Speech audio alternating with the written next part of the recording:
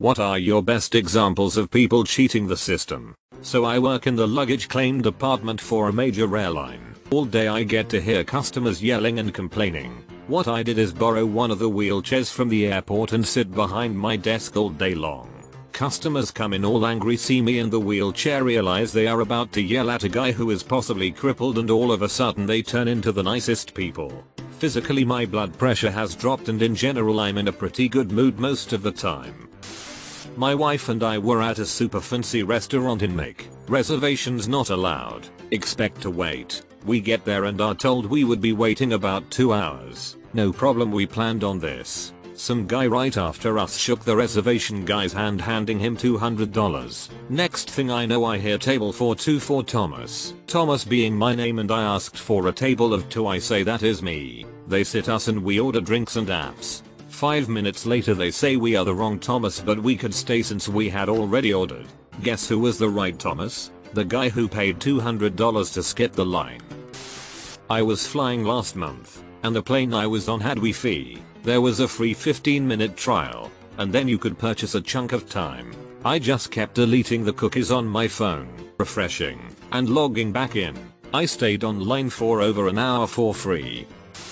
My boss will often check the date modified on certain files on our server to see if I have updated or even opened a certain file recently. So, I have installed a changer utility that allows me to modify the date modified on any file. This comes in most handy when my boss wants to give me weekend assignments. I just come in on Monday morning and change the date modified to Saturday night, and he thinks I was actually doing something for work on Saturday night. I've actually received a lot of kudos for this. I don't feel bad though, because my boss is a huge a-hole. This is one of the best ones here, that's gaming the system, but without stealing or whatever else so many of the others have. This is in the spirit of the tracksuit bucket of chicken lady.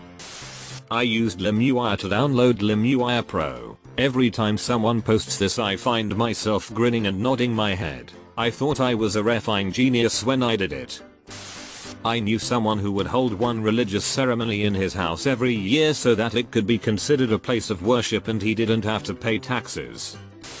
When I was in college, I had this meal planned where the school essentially took my actual money and turned it into campus dollars that could only be spent at school dining halls and cafes. I didn't mind so much until the end of the semester, when I was informed that any unspent campus dollars would go away. I had more than $100 left, and only a day to spend them. Here's what I did. I went to the nicest campus restaurant, the one where you're supposed to take your parents when they come to visit.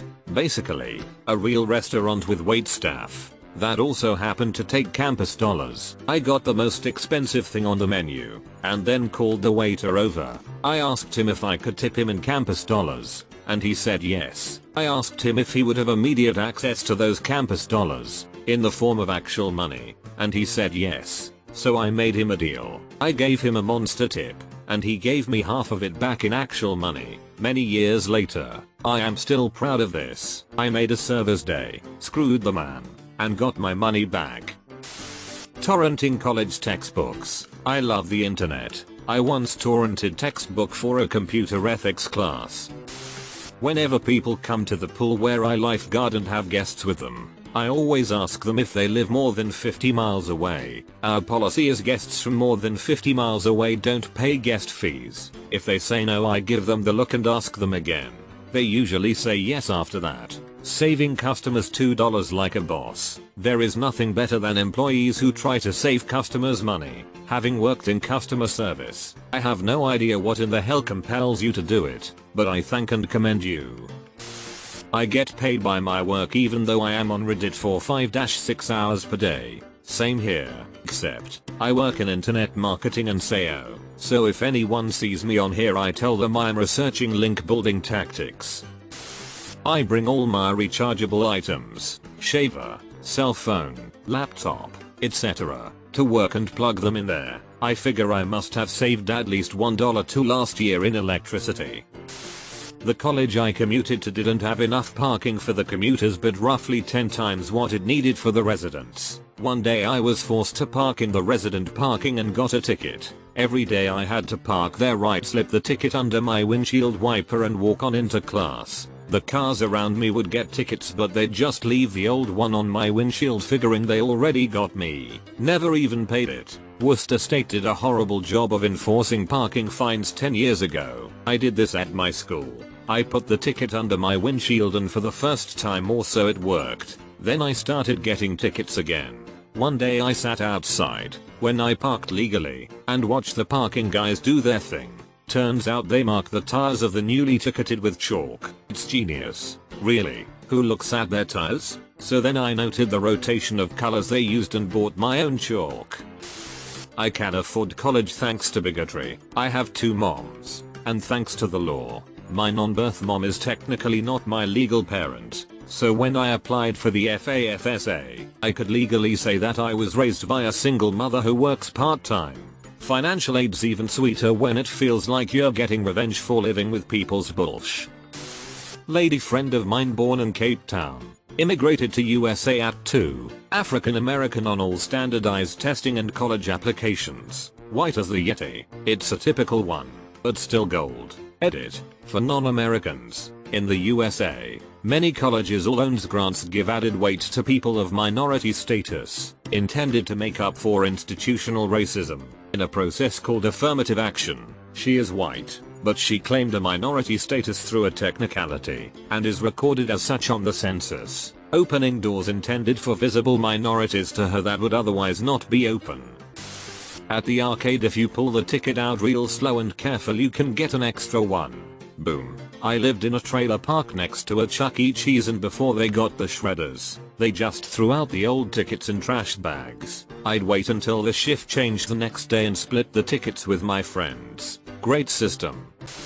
Old lady, 80s, at my college bookstore, walked in the back with a bag, placed 2 books in her bag, and then I watched walk to the front as she sold them back to the bookstore. I wanted to say something, but was too impressed. I'm not surprised. Some of the most audacious douchebaggery I've seen in my life was done by old ladies. If you are a woman over about 55, you are invisible. You are non-threatening, unassuming, and trustworthy. You are grandma. You can get away with things you wouldn't believe. I used to work in a camera store that sold warranties. No matter how the camera broke, they would fix it or replace it under the warranty. The only problem was that the store would ship off the camera to be repaired, sometimes for months, up to 5 times before replacing it. So, let's say your battery cover breaks off, you ship it off and 6 weeks later it's back, but it's really a brand defect, so the cover pops off again. They won't replace the whole piece or give you another camera. You're out the camera for months while it's being fixed. They keep selling the defective camera in the warranties. I got tired of effing over customers. I thought it was dishonest. I read the contract myself and found an interesting clause. If the camera was so physically damaged that it was obvious it couldn't be fixed, we could take a pic of it and send that instead. The person immediately got a new camera. When people would come in with a camera with a defect I'd seen 100 times, I'd ask if they just wanted a new one. The next model up, without the defect, they'd say yes and I'd tell them to take it out into the parking lot and run over it with their car. I'd pile the pieces on the counter, take a pic and give them their new, non-defective camera. I slept fine. If you were feeling particularly malicious after they run over their camera, you could tell them that intentional damage isn't covered under warranty.